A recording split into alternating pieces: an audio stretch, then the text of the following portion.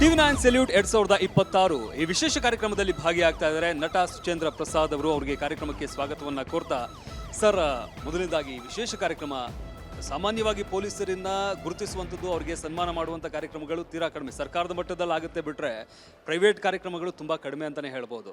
ಅದರಿಂದಾಗಿ ಈ ಕಾರ್ಯಕ್ರಮದ ಬಗ್ಗೆ ಹೇಳೋದಾರೆ ಸರ್.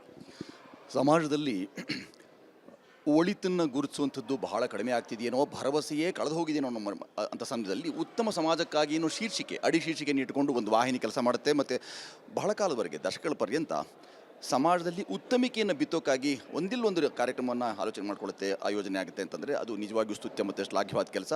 ಅದರಲ್ಲೂ ಆರಕ್ಷಕ ಇಲಾಖೆಯವರು ನಾವು ಗಮನಿಸಿದ ಹಾಗೆ ಕೊನೆಗೆ ಬರುವವರೇ ಆರಕ್ಷಕರು ಅನ್ನೋದೊಂದು ಚೋದ್ಯದ ಮಾತು. ಆದರೆ ಕೊನೆಗೆ ಬರ್ತಾರೆ ಅಂತ ಅವನೊಂದು ಅವ್ರ ಮೇಲಿನ ಆರೋಪ ಇದ್ದಾಗ್ಯೂ ಸಹ ಕೊನೆಗೆ ಅವರೇ ಆಸರಿಯಾಗಿ ನಿಲ್ಲುವಂಥದ್ದೊಂದು ಇಲಾಖೆಯನ್ನು ಅವ್ರು ಮಾಡುವಂಥ ಒಳ್ಳೊಳ್ಳೆಯ ಕೆಲಸವನ್ನು ತಾವು ನಾನು ನೋಡಿದಾಗ ತುಂಬ ರೋಮಾಂಚಿತನಾದ. ಇಂಥ ಒಳ್ಳೊಳ್ಳೆಯ ಕೆಲಸಗಳನ್ನು ಮಾಡಿದಂಥ ಆರಕ್ಷಕ ಇಲಾಖೆಯ ಬಂಧುಗಳನ್ನು ನೀವು ಈ ದಿವಸ ಸನ್ಮಾನಿಸಿದ್ದೀರಿ.